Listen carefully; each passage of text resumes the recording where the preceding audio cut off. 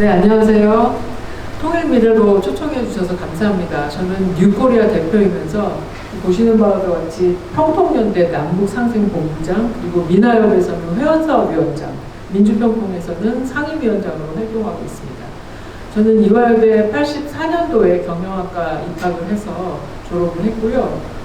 2014년도에는 북한학과 박사과정에서 박사학위를 받고 졸업을 했습니다. 장기간 학교를 다닌 셈인데요. 자, 이제 이와 같은 이 존재론적인 고민과 또 실존론적인 고민, 즉 나는 어떻게 살 것인가, 나는 누구인가라고 하는 물음에 대답을 할 수 있었다면, 그러면 나는 이제 무엇을 위해서 어떻게 살 것인가가 참 고민이었었는데요. 제가 태어난 것이 바로 이 한반도, 제 선택하지 않은 곳에서 태어났는데, 그러면 이 한반도에서 하나님의 자녀로 어떻게 화평케 하는 자로 살 것인가에 대한 실존적인 고민이 있었습니다. 그때 때 요한 갈퉁이라고 하는 유명한 평화학자의 또 가르침을 받아들였는데요. 이분은 이게 간단합니다. 되게 책을 많이 쓰셨지만 요점은 평화에는 소극적인 평화가 있고 적극적인 평화가 있는데, 예컨대 한반도 상황에 적용을 시키자면 이 전쟁 없는 한반도를 이루는 것이 소극적인 평화에 해당한다면, 번창하는 한반도를 이루는 것은 또 적극적인 평화에 해당하는 것이다. 그리고 이러한 평화는 평화적 방법에 의해서만 성취하는 것이 마땅하다라는 가르침이에요. 굉장히 상식적이고 보편적인 가치로 받아들일 수 있는 가르침인데, 이러한 그 이론적인 혹은 어떤 가치 면에서의 가르침을 한반도 실제 상황에서 어떻게 구현할 수 있겠는가라는 문제는 굉장히 복잡합니다. 그래서 제가 안 되겠다, 제대로 공부해야 되겠다라고 해서 이화여대 북한학과 박사과정에 입학해서 공부했습니다. 우리 통일미래로 이사장님이신 장상 총장님이 또한 저에게 영향을 미치신 분 중에 한 분이신데요. 제가 2000년도에 플로아에서 공부를 하고 있을 때 이 남북 정상회담에 합류하셨던 장상 총장님께서 이후에 북한에도 여성 교육을 위해서 힘써야 되겠다라는 그런 취지로 말씀을 하셨는데, 그 말씀이 또한 저의 심장을 뛰게 했습니다. 그래서 이 북한을 미리 공부하고 북한 여성에 대해서도 우리가 어떻게 협력할 수 있을지 준비를 해야 된다면 다시 모교로 와서 공부해야 되는 것이 맞겠구나라고 생각이 돼서 제가 늦게 북한학과 박사과정에 입학해서 공부를 했습니다. 그래서 오늘 제가 여러분과 함께 이 한반도 평화와 인권이라고 하는 부분을 나눌 때는 그냥 단순히 지식을 전달하기보다 어떤 저의 삶의 고백이기도 하고, 또 이 시대의 한국 교회를 향한, 또 기독 청년들을 향한, 여성들을 향한 그런 시대적인 사명과 요청이라는 그런 측면에서 이 말씀을 좀 드리고 싶습니다. 자, 한반도 평화와 번영을 싫어하는 사람 없을 거예요. 그런데 우리 왜 이렇게 전쟁이 끝난 이후로도 70년 동안 남북관계의 정상적인 관계를 회복시키지 못하고 여전히 전쟁을 마치지도 못하고 해결하지도 못하고 이런 와중에 있는 걸까요? 이 문제의식을 좀 갖기 위해서는 우리가 이런 분단 상태로 살고 있는 이 삶의 정황이라는 것이 무엇인가 좀 들여다볼 필요가 있다고 생각합니다. 저는 그래서 이 분단 구조로 인한 비용이라는 차원에서 우리가 너무나 과도한 국방비를 지출하고 있다.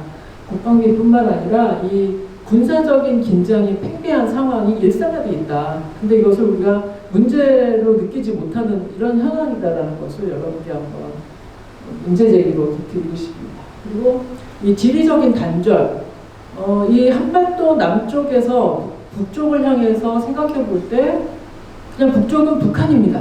그래서 우리의 그 지리적인 상상력을 대륙으로까지 펼칠 수 없도록 북한이라고 하는 존재가 우리에게 넘어야 할 수 있는 그런 어떤 그 높은 산처럼 그렇게 놓여 있죠. 이런 지리적인 단절 문제에 대해서도 이제는 달리 생각해 볼 필요가 있다, 이렇게 생각이 됐고요. 이 분단 구조가 낳는 국가적인 손실은 코리아 디스카운트, 국가 신용등급과 관련되는 이런 실질적이고 또 굉장히 일상생활에 영향을 줄 수 있는 이런 문제로까지 연결되어 있다. 그래서 이 세 가지 포인트를 가지고 이 분단 구조가 우리를 어떻게 누르고 있는지를 살펴보려고 합니다. 자, 과정은 국방 예산 증가 추이인데요. 국방부 홈페이지에서 가져왔습니다. 뭐 쭉 2004년도부터 자료로 나왔지만 일단 10년 전 예산을 비교해 보더라도 2011년에 31조 가량이었었는데 내년도 예산안은 52조 원 가량이 됐습니다. 40% 증가가 된 건데요. 그 포인트로 보시면 자 2011년부터 시작해서 쫙 가파르게 올라갑니다. 2017년도부터는 40조 이상을 국방비로 예산을 잡게 되는데요. 이걸 일일로 생각해보면 하루에 1,450억 원, 하루에 1,450억 원을 우리는 국방비로 쓰고 있는 그런 상황입니다. 저는 이 주부의 입장에서 또 여성의 입장에서 굉장히 무슨 짓을 하는 건가라는 그런 의구심이 크게 들어요. 이렇게 국방비 예산이 크게 증가한 데는 여러 가지 이유가 있겠죠. 그 중에 뭐 그 전작군이라고 하죠. 전시작전 통제권, 평시작전 통제권 우리가 가지고 왔는데 미국으로부터 전시에 우리가 작전을 통제할 수 있는 전시작전권은 아직 가지고 오지 못하고 있습니다. 그래서 국방력을 키워야지만 전작권을 우리가 가져올 수 있겠다라는 차원에서 국방비 지출이 갑자기 늘어난 것도 사실이고요. 또 60만 그 장병들을 이제 월급을 좀 높여주기로 해서 그런 측면도 있습니다. 이 국방 예산이 이렇게 증가한 것과 반대로 정부 예산 대비 국방비를 이렇게 도출했을 때는 보시면 90년대까지만 해도 이렇게 20% 이상, 96년까지만 해도 20% 이상 정부 예산에서 국방비가 차지하고 있었지만 점점 비율수로는 내려갑니다. 왜 그러냐면 GDP나 예산 규모가 커졌기 때문인 것이죠. 이 빨간 그 그래프는 2010년 GDP 대비 국방 예산을 보는 거고요. 초록색은 2015년 대비 국방 예산을 보는 건데 내려왔지만 추이는 내려왔지만 이제 다시 이렇게 정부 예산 대비는 14%에서 그리고 GDP 대비에서는 2.6%는 이렇게 가고 있다는 거. 자, 국방비 규모로만 봤을 때는 2018년 기준으로 우리가 10등입니다. 10등.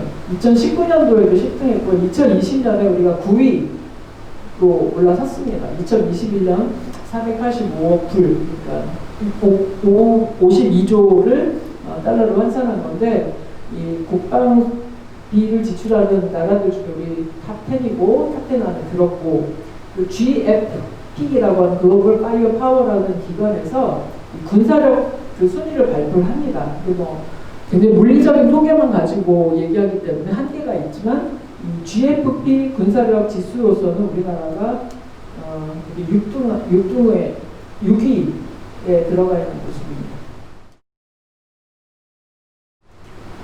자, 동북아 군사 긴장이 고조되는 것 평상시에는 잘 느낄 수 없을 거예요. 그리고 뭐 뉴스나 이런 데서 구체적으로 잘 접할 수 없기 때문에 모르겠는데 한미합동 군사훈련 시기가 1년에 한 몇 차례씩 진행이 되죠. 그런 연합 군사훈련 시기 때 이렇게 항공모함도 오고 전략적 전투기들도 다 이렇게 한반도를 향해서 전개를 합니다. 일본도 한미 동맹 그리고 미일 동맹 가운데에서 이렇게 군사 협정을 맺고 있기 때문에 미군의 합동 군사 훈련들이 다 전개가 되는 거죠.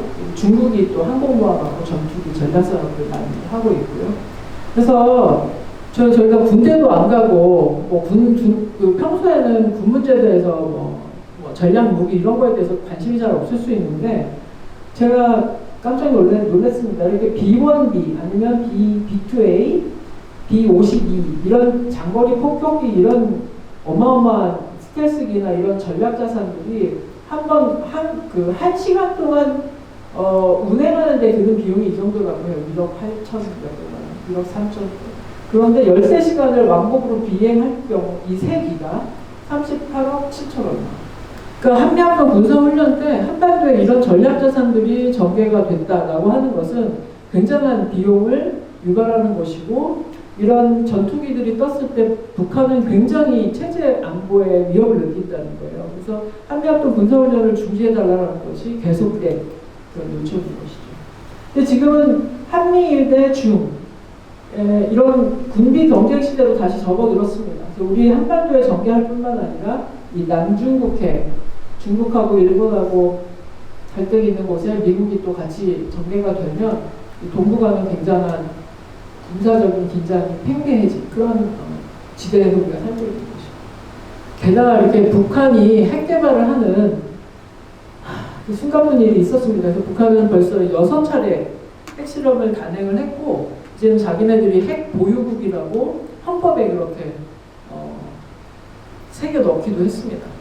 그래서 우리는 흔히 이제 북한의 핵 문제만 이야기하다가 우리 형편에 대해서 놓칠 수가 있는데 앞서 보신 바와 같이 이 동북아를 놓고 과거에는 소련하고 이 미국이 경쟁했다면 이제는 미국과 중국이 이렇게 대립하면서 또 미국하고 일본하고 동맹이고 우리하고 미국하고 동맹이고 우리하고 일본하고는 동맹 관계는 아니지만 그러나 이렇게 각각의 동맹 그 차원에서 같이 연합훈련에 참여할 수밖에 없고 하는 이런 아주 기이한 형태의 군사 긴장이 한반도를 둘러싸고 있다. 이 미국의 전략자산이 전개됐을 때 자기 체제를 보호해야 되겠다라는 명목으로 북한은 핵 개발을 해왔어요.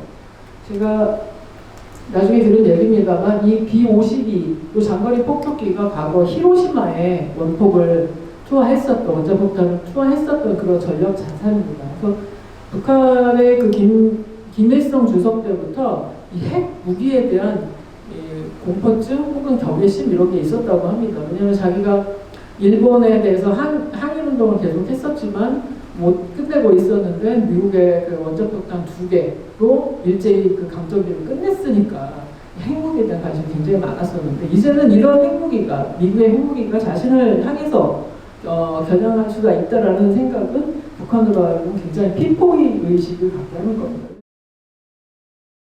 어쨌든 북핵 문제 얘기하는 시간 아니니까 기회가 되면 또 제가 자세히 말씀드릴 수 있습니다만 이런 동북아 오늘 말씀드리고자 하는 것은 동북아의 군사 긴장의 맥락 속에서 북한의 핵 문제를 바라봐야 된다라는 점이고요.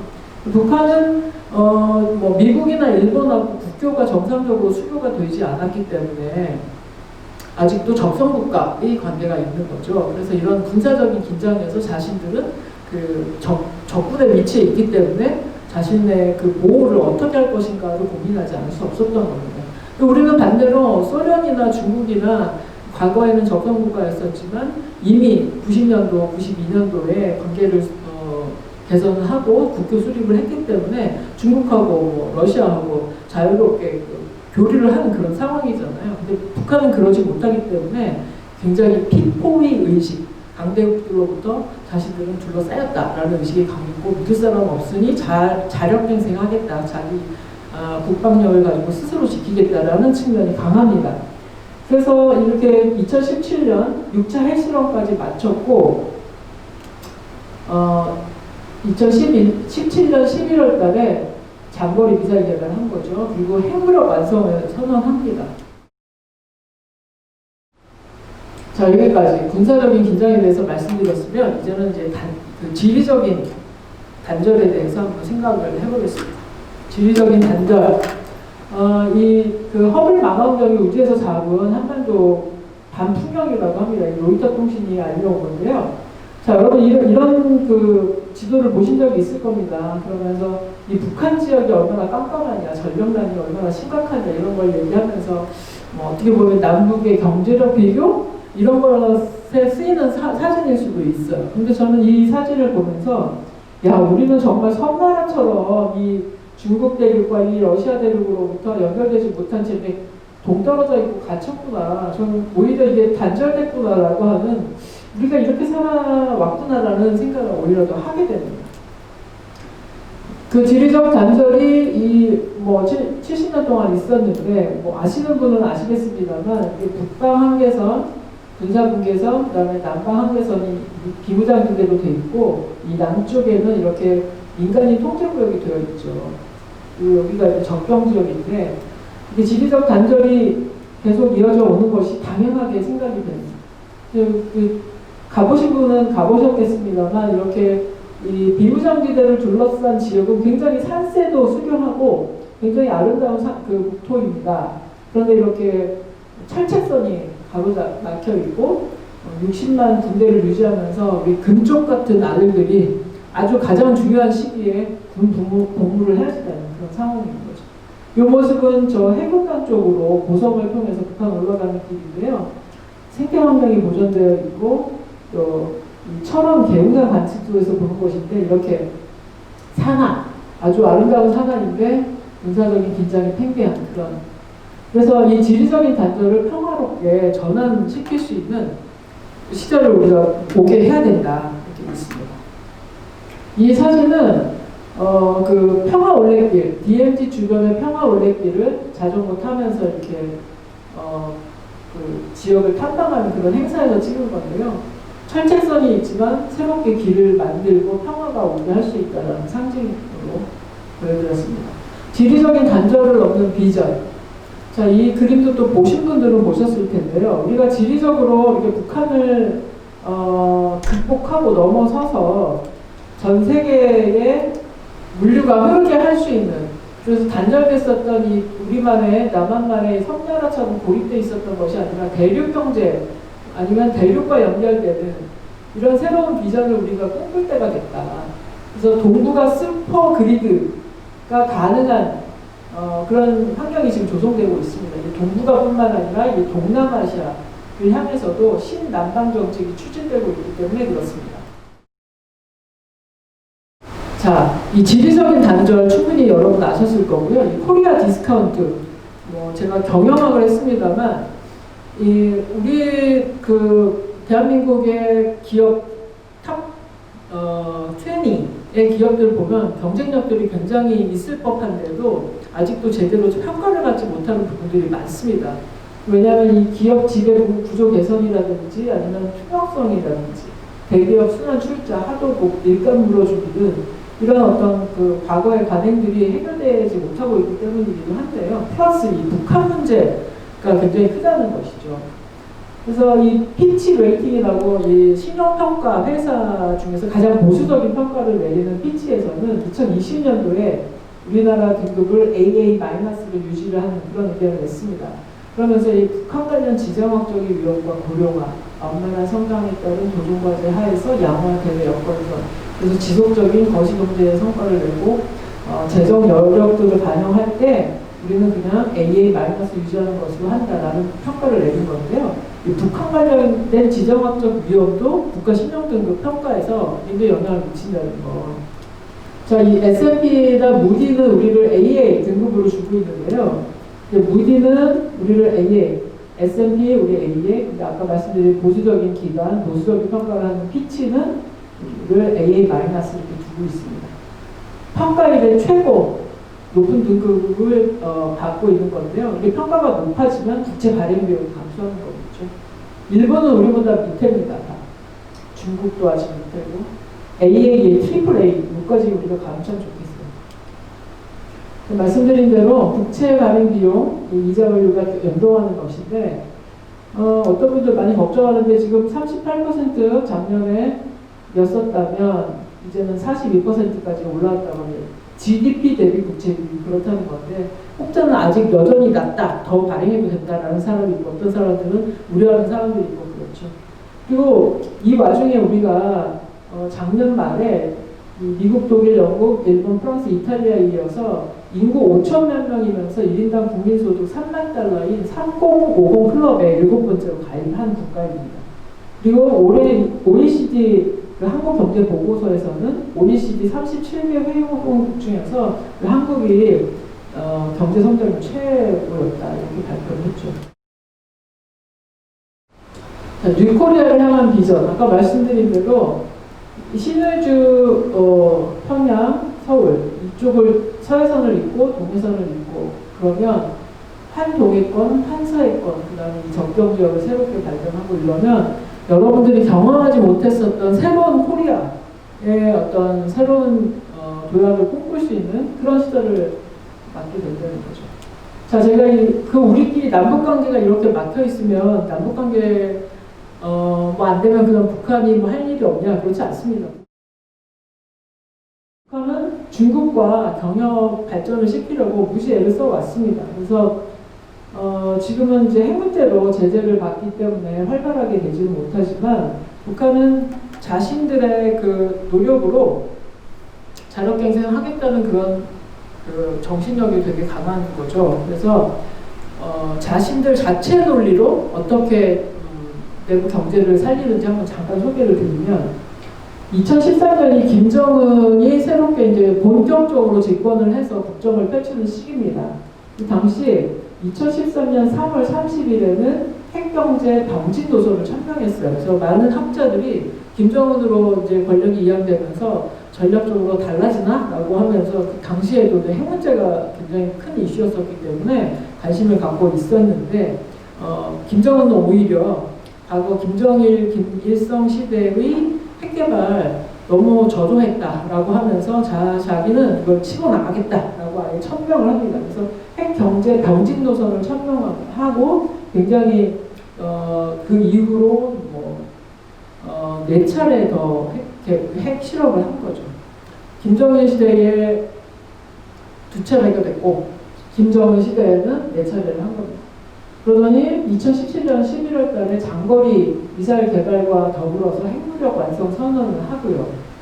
그 다음에는 경제건설 총력 집중 노선을 천명합니다. 이게 뭐냐면 국가는 안보와 경제를 책임을 져야 되잖아요. 그러니까 안보는 핵으로 책임을 지고 핵무력을 완성을 했으니까 이제는 경제로 책임을 지겠다라는 차원에서 4월 20일 2018년 경제건설 총력 집중 노선을 천명합니다.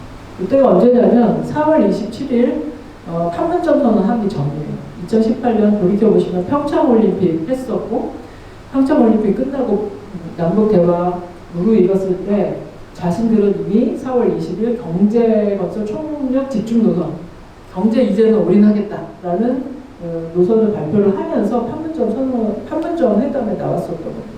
그래서 당시 2018년 당시 6.12 하노이 회담, 싱가포르 회담에서는 북한이 이제 핵무력을 완성을 했으니 얼마든지 플렉서블하게 경제 발전을 위해서 뭔가 전략을 새롭게 할 수 있는 그런 타이밍이었어요.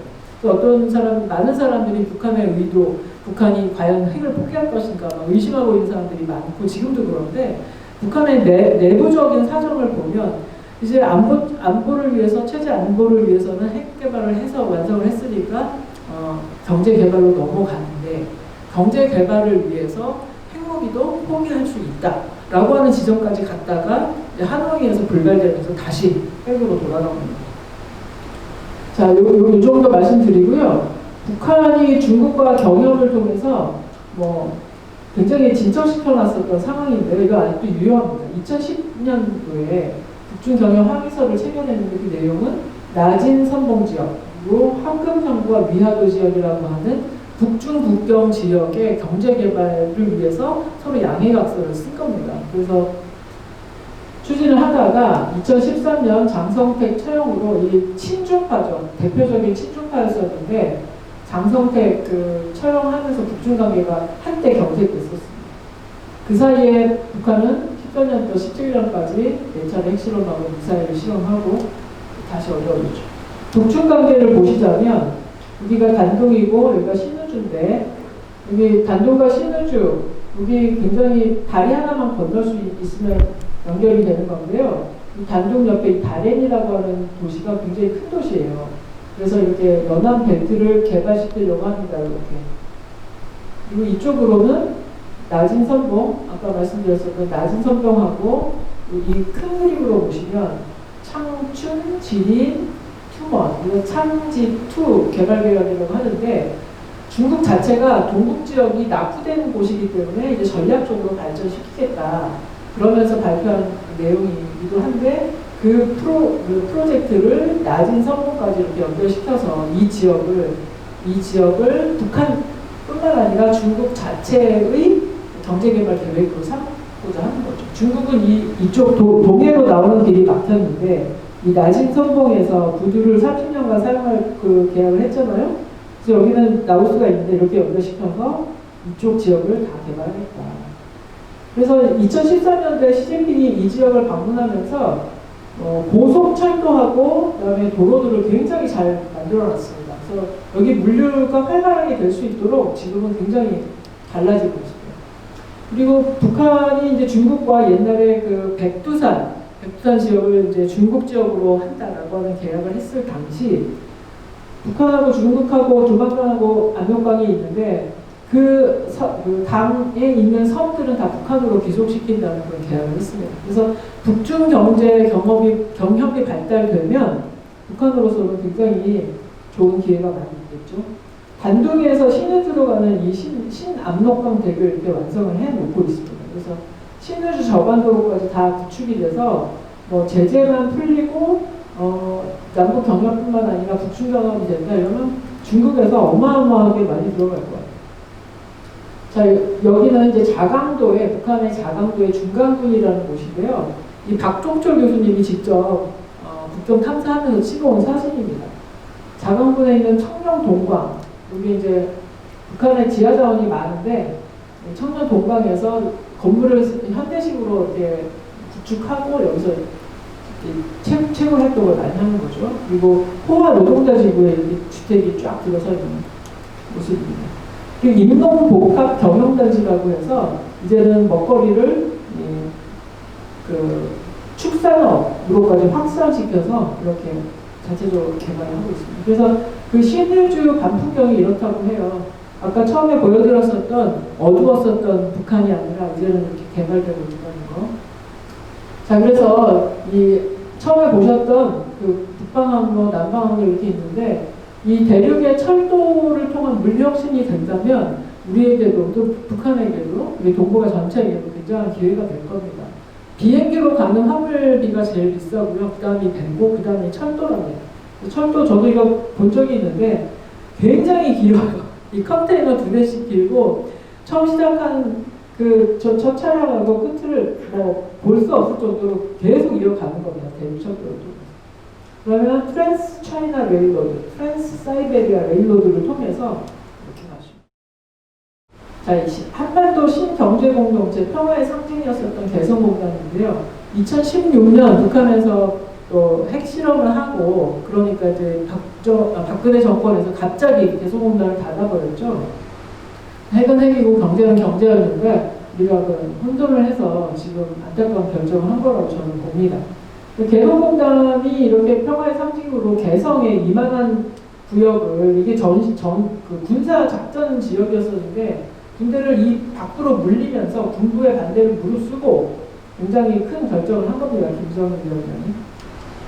그래서 개성이 제조업이 그렇게 발달이 되면 배우진 서울, 그러니까 소비할 수 있는 시장이 있는 서울, 그리고 물류를 밖으로 끌 수 있는 인천, 이렇게 삼각구도로 해서 발전시킬 수 있으면 참 좋다라는 의견들이 많았었고, 북한 지역에서 이렇게 개성뿐만 아니라 신압록강 대교가 있었던 여기 북중 경제 협력할 수 있는 지역, 그리고 낮은 선봉이 자리 잡은 이 창직도 개발 계획과 연결된 지역. 여기 신의주 근처에 황금평하고 위화도 다 여기 있습니다. 위화도가 북한에 속한 그 섬이란 말이에요. 그래서 이쪽 개발하고 이쪽 개발은 북중 경협을 통해서 하고 우리 남북 경협은 개성을 통해서 또 금강산을 통해서 하면 북한은 번창할 수 있을 것이다 라는 기대를 했었던 것 같아요. 자, 여러분 보시면 어떨까요? 개성이 중요하다라고 하신 분들은 이제 남북 경협 차원에서 얘기하시는 거겠지만 이렇게 물류가 흐르면 처음 보신 그 지도에서는 이렇게 북방 항로도 열렸죠. 지구가 온난화돼서 북쪽이 녹았답니다. 그래서 북방 항로도 개설할 수 있다고 하는데 이런 식으로 물류가 흐르게 된다면 우리는 정말 작은 나라이지만 동북아 슈퍼 그리드로서의 역할을 할 수 있게 된다. 가슴 뛰는 이야기가 아닐 수 없습니다.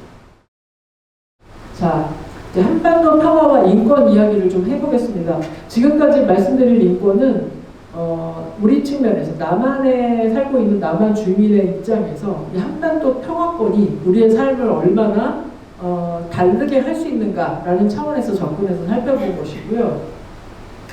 또 이제 북한 인권 문제에 대해서 관심이 있으신 분들이 많잖아요. 저도 북한 인권과 한국교회라는 제목으로 논문을 썼습니다만 간략하게 남은 시간은 이제 한반도 인권 문제에 대해서 말씀을 좀 드려볼까 합니다. 자, 인권은 무한하다. 제가 공부를 좀 해보니까요. 히스토릭하게 서구 사회가 개인의 자유와 인권을 중시했다면 그 볼셰비키 혁명을 통해서 막 2차 대전 끝나고 한국전쟁이 끝나고 유엔이 막 구축되고 했었을 당시 사회주의권 나라들은 개인의 자유보다 사회주의, 공동체의 사회권이 더 중요하다. 사회 경제권이 중요하다. 이렇게 주장을 했었어요. 그렇지만 인권은 불가분하다고 합니다. 인권은 딱 자유권만 생각할 수 없고 사회권만 생각할 수 없고 다 연결되어 있는 거죠.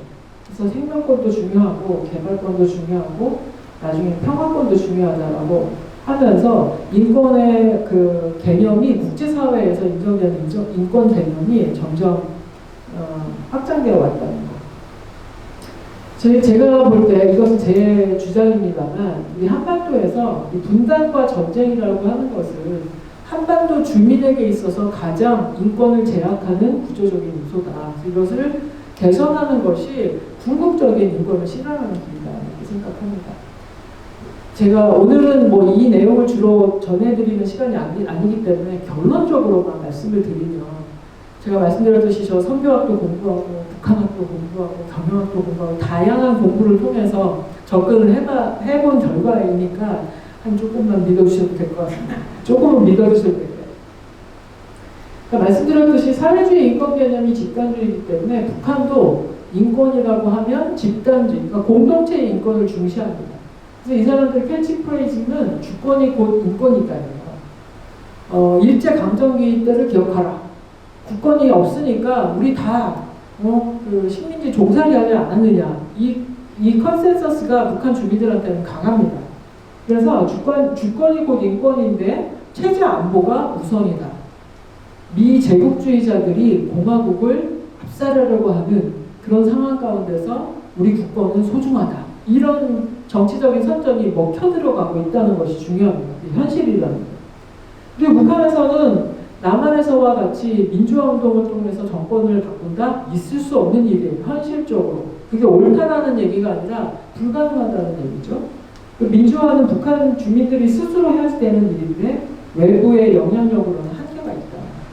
2003년도, 2002년도, 2004년도 그 당시에 유럽연합에서 많은 NGO가 북한을 지원하러 들어갔다가 이 북한하고 정부하고 뭐 인권 대화, 정치 대화 이런 걸 시도를 했었는데요. 다 쫓겨났습니다. 굉장히 강경하게 입장을 해서 유럽연합 NGO들이 다 쫓겨났어요. 2005년도에. 미국에서는 그리고 유엔에서는 북한 인권 결의안을 채택해 왔었지만 그냥 결의안 채택한 걸로 영향을 제한할 수밖에 없습니다. 요즘 와서는 ICC가 국제 크리미널 코트 이래서 국제 형사재판소에 김정은을 세워야 된다. 막 이런 주장들을 하고 있는데 현실적이지 않다. 제가 말씀드린 바인데요. 2003년도부터 유엔 인권위원회 그리고 유엔 총회에서 북한 인권 결의안을 채택을 해왔어요. 근데 북한의 정부가 이것을 수용을 해야지만 의미가 있는 것을 그러지 못하고 있었죠.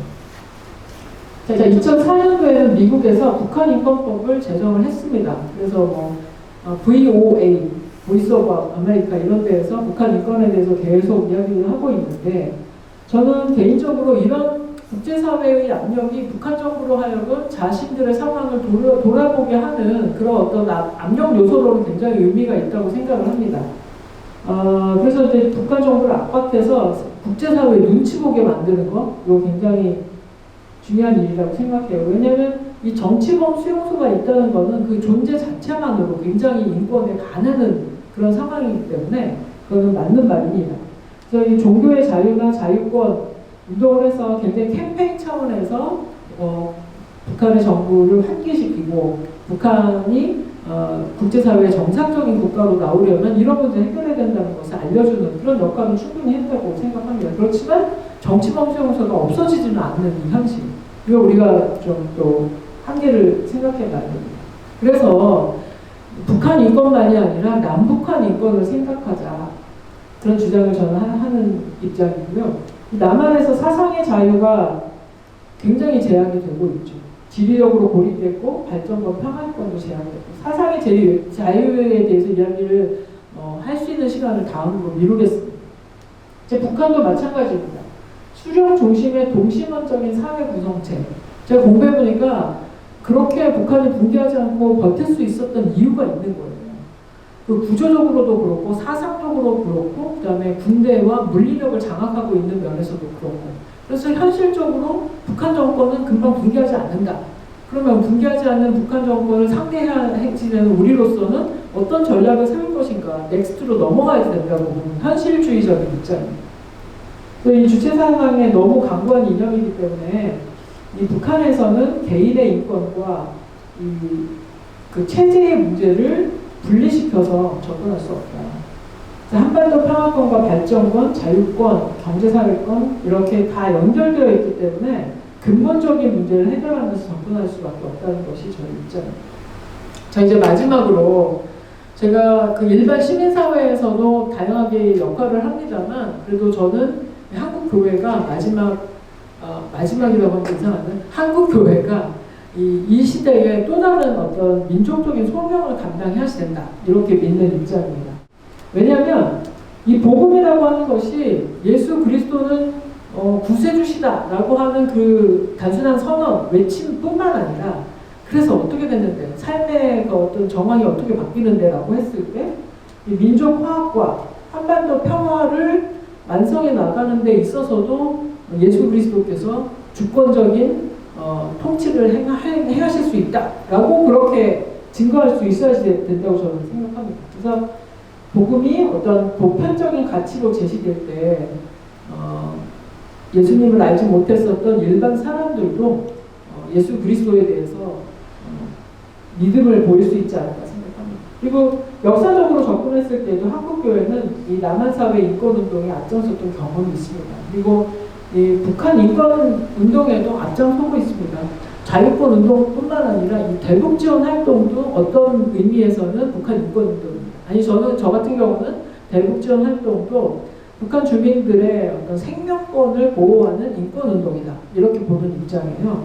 그래서 이 북한 인권 대북 지원 운동에 나섰던 수많은 교회들 아직도 여전히 대북 지원 활동의 한 80%는 교회 베이스로 되어지고 있는데요. 이 훌륭한 인적인 자원, 물적인 자원이 있기 때문에 한국교회는 북한 인권운동에도 앞장서고 있다.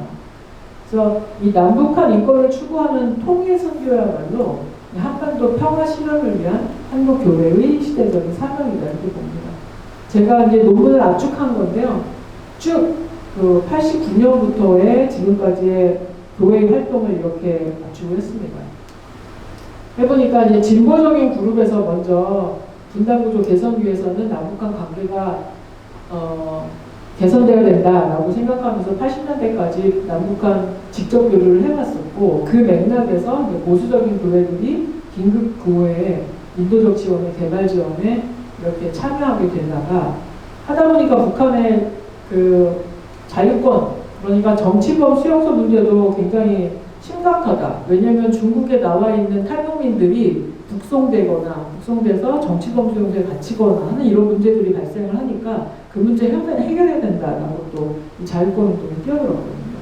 그리고 탈북민들의 정착 지원 활동에도 교회가 열심히 하고 있습니다. 그래서 지금은 정책위를 맡고 있습니다만 한국 교회야말로 한반도 평화에 있어서 성공자이다 이렇게 믿고 있죠. 제 논문인데요.